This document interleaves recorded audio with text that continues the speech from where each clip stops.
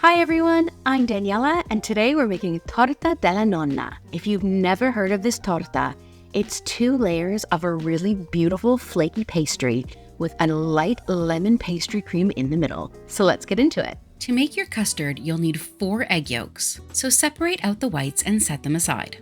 You won't need all of the whites for this recipe, but we'll use a little bit to just brush on the top at the end. To the egg yolks, add 100 grams, half a cup of sugar. Whisk those together. Now whisk in 50 grams, 1/3 a cup of Tipo 00 flour. If you haven't got Tipo 00, plain or all-purpose will do. You should have a thick yellow paste. In a separate pot, add 500 milliliters, 2 cups of full-fat milk. Add the zest of 1 whole lemon to the milk. I'm using a zester to take the peel off of my lemon, but you can even do it with a vegetable peel and just fish out the pieces at the end. Turn the burner with the milk pan onto medium-high. You'll want this to be fairly hot milk. What you're looking for is tiny bubbles around the edge and little burbles underneath the surface of the milk. That's when it's ready. Add about 1/4 of your hot milk to your egg mixture and stir until it's completely combined. This helps to temper the eggs so they don't scramble. Slowly add in the rest of your milk, whisking continuously. Now turn the stove to medium heat. You want to be sure to be whisking constantly at this point so that the custard doesn't burn. This may take a few minutes, but once the custard starts to bubble, turn off the heat. You can tell the custard is the right consistency by dipping a spoon into the custard and then running your finger down the back. If the custard doesn't fill in that gap, it's ready. Pour your custard into a bowl that's set into another bowl with ice cubes. This is the fastest way to cool down your custard and make sure it doesn't overcook. Because we're baking this custard in the tart later, we want to make sure the consistency is perfect. Continue whisking your custard in the bowl until it starts to come to room temperature. Once it's cooled down, cover the top with cling film, then pop it in the fridge for 30 minutes while you make your pastry. This step is optional, but it really boosts the lemon flavor in this torta. To a bowl, add 160 grams, 3/4 cups of sugar. Then add the zest of 1 whole lemon. Rub the lemon zest into the sugar with your fingers so that lemon flavor permeates every bit of sugar. Set that aside, we'll be using it in a moment.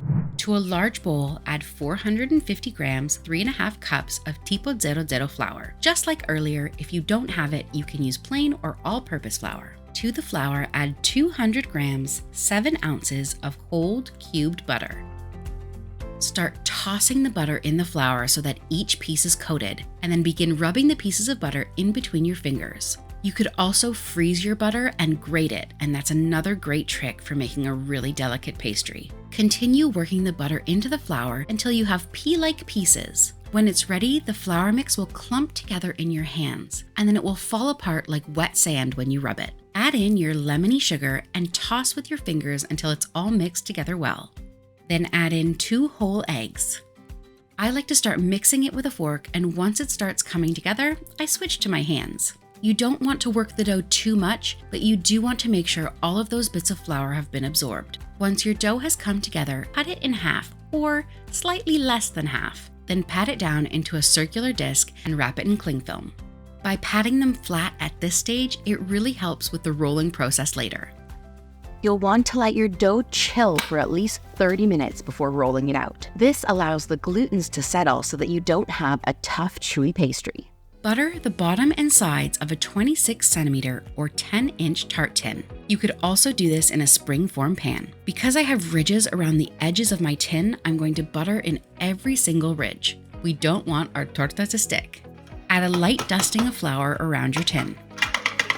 You'll want to preheat your oven to 160 degrees Celsius or 325 degrees Fahrenheit with no fan. Remove your pastry from the fridge. You'll want to use the slightly larger piece of pastry for the bottom. Flour your surface and your dough as needed. You'll want your dough to be rolled to about 3 to 5 millimeters thick. I like to pick my dough up after every few rolls just to make sure it's not sticking. Dust with more flour as needed and keep rolling. This dough is so lovely to work with, so if you end up getting a few rips around the edges, just pinch them back together. I like to place my tart tin on top of my dough to make sure that I've rolled it out enough. I find the easiest way to lift pastry dough is to roll it back onto itself on my rolling pin and then roll it back out into the tart tin. Once the dough is in the tart tin, lift the edges and press them in. By lifting, you're not stretching the dough, so you'll make sure you have a really nice solid crust. Press the dough really well into the edges. Using a fork, dock the bottom of your pastry.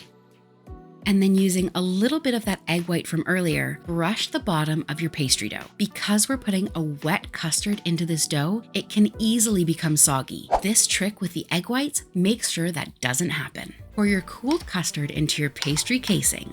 Smooth your custard into an even layer. If you didn't want to add the top crust, you could trim the edges now, pop a few pine nuts on the top, and stick it in the oven. But traditionally, it's served with the top crust. I'm leaving the top of my pie whole, but you can be creative, cut out shapes, make it into a lattice, really make this torta your own. Carefully place your rolled out dough on top of your custard.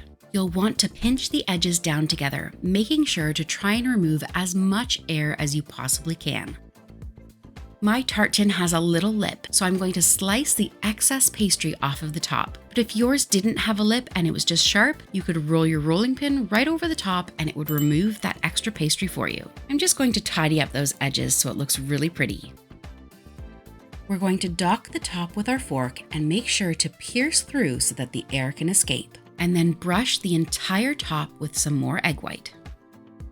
Finally, sprinkle on 25 grams, about 1 ounce of pine nuts. This is going to bake for 50 minutes, and then we're going to bump up the temperature at the very end to 180 degrees Celsius or 350 degrees Fahrenheit for the last 10 minutes. This just makes sure our pastry is beautiful and not soggy.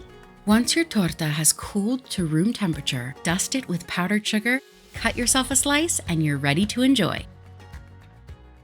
If you're looking for a more chocolatey dessert, you have to try my torta caprese. If you like this video, please hit the like button and make sure to subscribe because I come out with a new video every week, and I'll see you next time.